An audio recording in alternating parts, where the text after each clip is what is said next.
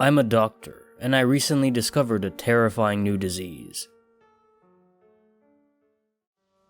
I work at a hospital on the northeastern coast of the United States. The area is pretty heavily populated, so any sort of new contagious disease can quickly become a dangerous outbreak.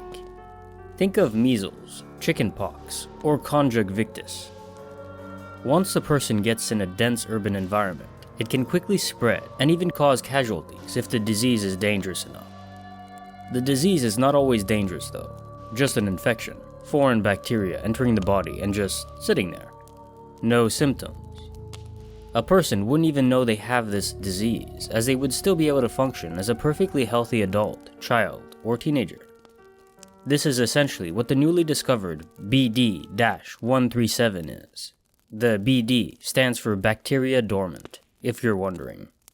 BD-137 is incredibly contagious. In fact, if you live on the coast anywhere between Philadelphia and Boston, you have a very high chance of having this disease. You see, although we only just discovered BD-137, using new advances in medical technology, we can tell that it's been around for almost 2 years now, with the earliest signs of bacteria being traced back to a bird in rural New Jersey in 2017. Since then, the disease has become very contagious and can spread simply by touch. If you shake the hand of someone with BD-137, chances are you would have gotten it. So what makes BD-137 so terrifying? 2 things: lab tests and a lack of a vaccine. So to explain this part, I'll need to give you a bit of basic biological knowledge, if you don't have it already. Basically, over time, bacteria and other organisms go through a process called natural selection. Basically, what natural selection does is it weeds out the weaker organisms, and the organisms with biological variations that make them stronger reproduce. So, over time, a population of, say, bacteria can change from being able to be killed by antibiotics to being able to resist them.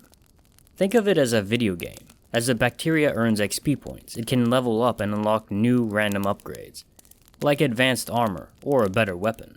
So over time, BD-137 has developed both a resistance to whatever vaccine we tested on it, and an ability to be incredibly contagious. In fact, I've spent countless hours researching medical history, and never before have I seen a bacterial disease so contagious.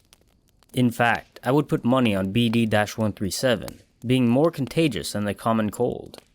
However, the lab tests leave me the most concerned. As I said, I'm a doctor.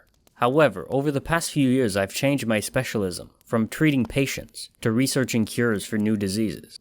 I don't even work in a hospital anymore. Instead, in a high-level government research facility on Long Island, New York.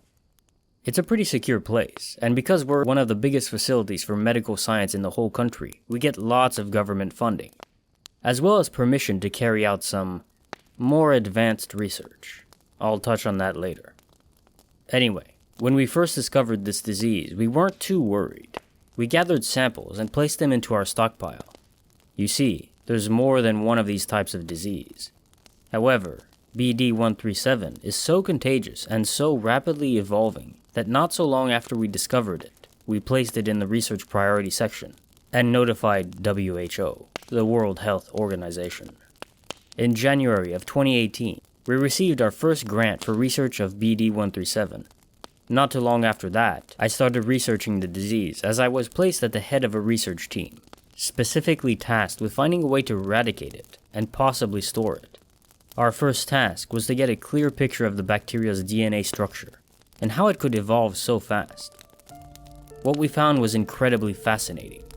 The DNA of BD-137 was so different from anything else we've ever seen before in bacteria. It was rapidly mutating, constantly changing and reproducing. It would be a medical miracle to develop a cure for it. The best option would be the death of a patient. So, we got to testing on live subjects. At first, we started off with rats. Injecting a small amount of BD-137 into them was of no harm at first. Then, one by one, we observed as the bacteria started to mutate and evolve, developing symptoms. In one group of rats, the rats began to over-salivate and even drown in their own phlegm. In another, it was vomiting. The scariest symptom was necrosis. which is a death of cells and eventually the patient. Necrosis causes skin to turn black and fall off, muscles to fall apart, and renders wherever it is on the body unusable. When necrosis occurs on a limb, the limb is commonly amputated. Look it up on Google Images. It's scary. However, our biggest question after the rat testing was why didn't BD137 mutate in humans? Obviously, we were happy that it didn't, because if we got the same results in humans as we got in rats, we would all be dead. Hell, even though everyone around BD137 is as protected as we can get from the risk of catching the disease, each of us has it. So at the start of 2019, we started seeing if we could mutate BD137. It wasn't my decision.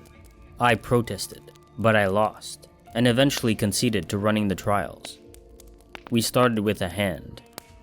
22-year-old Jasmine Daniels of Fresno, California, unfortunately lost her life when she tried to overtake a car on a 2-lane highway at night and plowed straight into the front of a logging truck. The truck driver was fine. Jasmine was not. Now, although Jasmine made some questionable decisions in her short life, including driving while intoxicated leading to her death, she also had signed a form stating that her body was to be donated to science, and while the majority of her body was unable to be used, the right hand was. So it was shipped across the country to the facility in Long Island to undergo testing to see whether BD137 could be dangerous to humans if it evolved. Well, it was. To create a mutation in BD137, we had to place the hand we had infected into a different environment. Rain, cold, damp, water, whatever. However, upon placing the hand in a simulated rainy environment for 3 days, we observed the first mutation, necrosis. It was slow at first, much slower than normal necrosis. But like a big freight train, when it got some momentum behind it, it really sped up. Within a week, the hand was reduced to lumps of skin and bone. Disgusting, yet interesting. Now we just needed a live patient. We sourced him from a prison. He was on death row, and his execution was scheduled for the start of 2020. It's not like we took some random off the street. We faked a suicide and drugged him, so he wouldn't resist, and then injected him with BD137 and placed him in the same environment as we placed the hand. It worked. Within 3 days of exposure to rain, we got necrosis and very similar symptoms to rabies. He became incredibly aggressive and would reject food as he just threw it up. He couldn't drink water either. Just like in some of the rats, he salivated to the point of him having to have his mouth open all the time to drain it. His mind went. He became insane. His calls for release turned into wild screams. It was horrifying. We tested this out on several more death row inmates, each from different prisons around the country. Same results. When an infected person was exposed to a non-infected person, they would become aggressive and attack. When 2 infected persons were exposed to each other, they were much less aggressive. However, they still fought. We named this version of the disease BA138, the BA standing for bacteria activated. However, despite all of our testing, we don't know the exact reason why BD137 mutates into BA138, and what causes the mutation. It hasn't happened yet outside of our lab. However, it definitely will. I don't really know why I typed this out. Not really a warning, you already have it. So do I. At some point in the near future, the bacteria inside of us will mutate from BD137 into BA138. No stopping it. As I said, cure is impossible. Science can't find a cure for it. All we have left is hope. Good luck, I guess.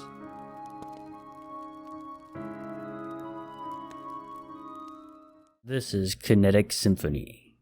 If you've enjoyed this narrated story, please subscribe and like the video to help me grow. Thank you.